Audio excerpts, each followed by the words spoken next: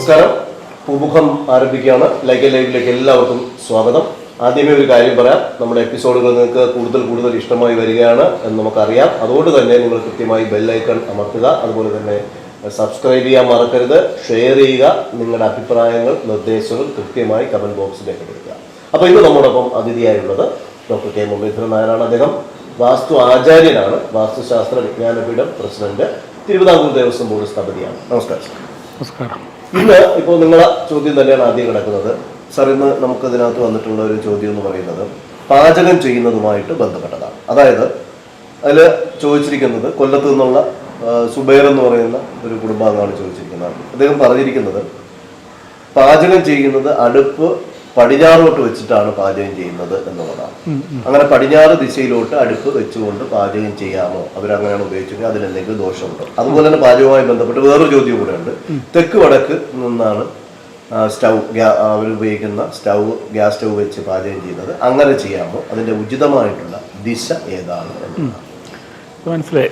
ഞാനൊരു കാര്യം ചെയ്യാം, ഇതിനെ പറ്റി എളുപ്പത്തിന് എല്ലാവർക്കും മനസ്സിലാകത്തക്ക രീതിയിൽ നമുക്ക് അടുക്കളയിൽ സ്ത്രീകളിൽ നിന്ന് പാചകം ചെയ്യുന്നത് ഏതെല്ലാം ദിക്കിലേക്ക് വേണം എന്ന് പറയും. ഓരോ ദിക്കും പറഞ്ഞ് അതിൻ്റെ കാര്യം അപ്പോൾ എല്ലാവർക്കും മനസ്സിലാകും. അങ്ങനെ ചെയ്യാം. സാധാരണ കിഴക്ക് ദർശനം വരുന്ന അടുക്കളകൾ, അപ്പോൾ കിഴക്ക് ദർശനം വരുന്ന അടുക്കള എന്ന് പറയുന്നത് ഒന്ന് തെക്ക് കിഴക്ക് മൂലഭാഗം അഗ്നികോണാണ്. രണ്ട് വടക്ക് കിഴക്കേ മൂലഭാഗം ഈശാനകോണാണ്. അപ്പോൾ ഈ രണ്ട് ദിക്കിലും നമുക്ക് കിഴക്കോട്ട് നോക്കി നിന്ന് ആഹാരം പാചകം ചെയ്യാം. എന്നാൽ വടക്ക് കിഴക്കേ മൂലഭാഗത്താണെങ്കിൽ കിഴക്കോട്ട് നോക്കി നിന്ന് വടക്കോട്ട് നോക്കുന്ന ആഹാരം പാചകം ചെയ്യൽ തെറ്റില്ല.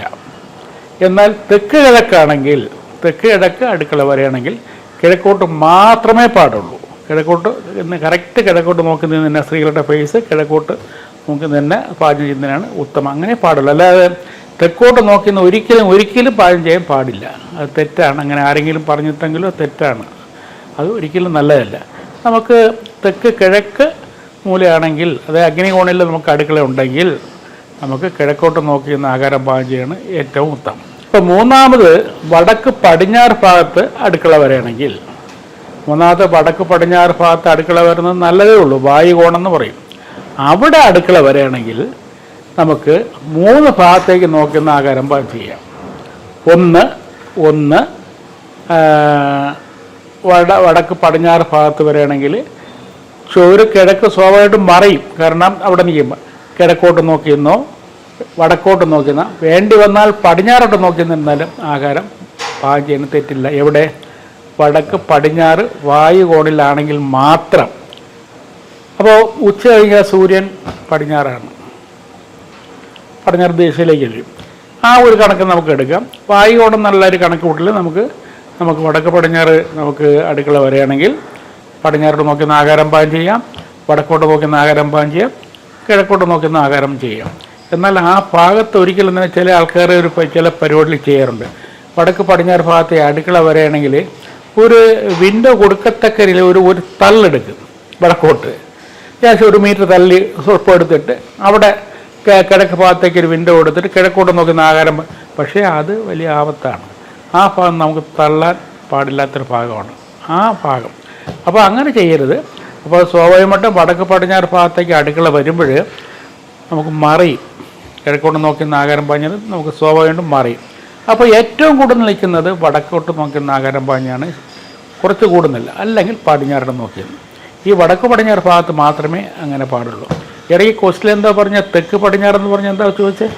തെക്ക് അവർ ചെയ്യുന്ന വടക്ക് തെക്കായിട്ട് നിന്നാട്ട് ചെയ്യുന്നത്, വടക്കോട്ട് സ്റ്റൗ വെച്ചിട്ട് തെക്ക് നിന്ന് നോക്കി ചെയ്യുന്നു എന്നുള്ളതാണ്. അല്ല, തെക്കോട്ട് നോക്കി അവരുടെ എപ്പോഴും തന്നെ ഫേസ് എന്ന് പറഞ്ഞാൽ ദർശനം എന്ന് പറഞ്ഞാൽ ഫ്രണ്ടിലേക്കാണ്. അപ്പോൾ അതനുസരിച്ച് വരുമ്പോൾ വടക്കോട്ടാണ് അവരുടെ ഫേസ്. അതായത് ശരിക്കും പറഞ്ഞാൽ തെക്ക് കിഴക്കേ മൂല അഗ്നികോണിൽ അടുക്കള ഉള്ള ആ വ്യക്തി തെക്കോട്ട് നോക്കി ആഹാരം പാചകം ചെയ്യണോ ചോദിച്ചത്? ഇല്ല, അത് ഒരിക്കലും പാടില്ല. അതാ പറഞ്ഞത്. ശരിക്കും പറഞ്ഞാൽ എന്തായാലും തെക്ക് കിഴക്കേ മൂലഭാഗത്ത് അടുക്കള അഗ്നികോണിൽ അടുക്കള വരണമെങ്കിൽ കിഴക്കോട്ട് നോക്കി നിന്നെയാണ് ഏറ്റവും ഉത്തമം. അതിനോടൊപ്പം തന്നെ ഒരു ചോദ്യം കൂടെ പറയുന്നത്, അതായത് നമ്മുടെ ഈ വാഷ് ബേസിൻ്റെ ഇപ്പോൾ കിഴക്കോട്ട് ഇപ്പോൾ ഈശാനകോണിലായാലും അഗ്നികോണിലായാലും അടുക്കള വരുമ്പോൾ അതിനകത്ത് ഇപ്പോൾ കിഴക്കോട്ട് നിന്ന് തന്നെയാണ് പാചകം ചെയ്യുന്നത്. കിഴക്കോട്ട് നിന്ന് പാചകം ചെയ്യുമ്പോൾ ആ കിഴക്ക് സൈഡിൽ തന്നെ ഈ വാഷ് ബേസിൻ വരുന്നത് ഉചിതമാണോ എന്നുള്ളതാണ്. അതേ സിങ്ക്, പാത്രം കഴുകുന്ന സിങ്ക്. സാധാരണ പിന്നെ അടുക്കളയ്ക്ക് സിങ്ക് കൊടുക്കേണ്ടത് എവിടെ ഏത് ഭാഗത്ത് എന്നാൽ ഇപ്പം ഈ 3 സ്ഥാനം ഞാൻ പറഞ്ഞു കഴിഞ്ഞു. ഈ തെക്ക് കിഴക്ക്, വടക്ക് കിഴക്ക്, വടക്ക് പടിഞ്ഞാറ്. ഈ ഭാഗത്ത് വടക്ക് ഭാഗത്തേക്ക് നമുക്ക് സിങ്ക് കൊടുക്കുന്നതാണ് ഏറ്റവും നല്ലത്. അത് ജലരാശിയായിട്ട് ബന്ധപ്പെട്ടാണ് നിൽക്കുന്നത്. അതുകൊണ്ട് അതാണ് നല്ലത്. എന്നാൽ സ്ഥലവും കാര്യങ്ങളും സൗകര്യം ഉണ്ടെങ്കിൽ കിഴക്ക് ഭാഗത്ത് വന്നിരുന്നാലും തെറ്റില്ല, എന്നാൽ തെക്കോട്ട് വേണ്ട. അപ്പോൾ അതിന് ഏറ്റവും ഉത്തമം എന്ന് പറയുന്നത് വടക്ക് ഭാഗത്ത് സിങ്ക് കൊടുക്കണതാണ്. സ്ഥലം ഉണ്ടെങ്കിൽ കിഴക്ക് ഭാഗത്ത് അടുക്കള പറഞ്ഞ 2 ദിക്കിലുണ്ട്, അവിടെ സ്ഥലം ഉണ്ടെങ്കിൽ നമുക്ക്. എന്നാൽ വടക്ക് കിഴക്കേ മൂലഭാഗത്ത് ഒരിക്കലും തന്നെ സിങ്ക് കൊടുക്കരുത്. അപ്പോൾ സാർ ഇനി അടുത്തൊരു വരുന്നത് ഈ അടുക്കളയുമായി ബന്ധപ്പെട്ട് തന്നെയാണ്. അവിടെ ഈ ഷെൽഫുകൾ ക്രമീകരിക്കുന്നതിന് ഏതെങ്കിലും പ്രത്യേക ദിശ ഉണ്ടോ? അത് എങ്ങനെയാണ്? നമുക്ക് സാധാരണ ഒരു അടുക്കളയിൽ ഷെൽഫുകളിൽ തന്നെ ശരിക്കും ഇപ്പോഴും തന്നെ സ്ത്രീകൾക്ക് എടുക്കാൻ സൗകര്യം കണക്കാക്കി ഒരു പിന്നെ അവർ കയ്യെത്തുന്ന രീതിയിൽ അതൊരു 5 അടി കയറ്റുമുതലേ തുടങ്ങും. നമുക്ക് ചുവരിൽ തന്നെ വാളിൽ തന്നെയാണ് ചുറ്റി ചെറിയ ചെറിയ ഷെൽഫുകൾ അറേഞ്ച് ചെയ്യുന്നത്. പിന്നെ താഴെയും ചെയ്യും, റാക്കുകൾ ചെയ്യുന്നുണ്ട്.